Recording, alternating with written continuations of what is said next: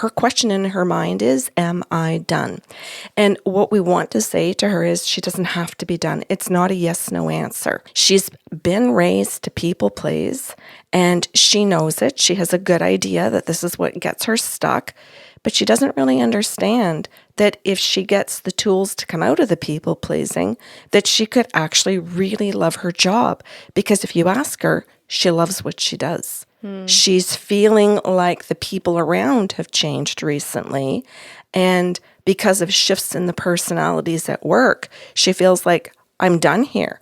I don't like the way that I'm being treated.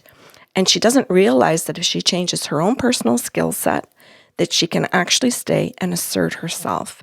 And that by doing that assertion, it actually can propel her forward into the next steps in the jobs that she actually wants, instead of going outside of the company thinking that she has to move up by going to a different company.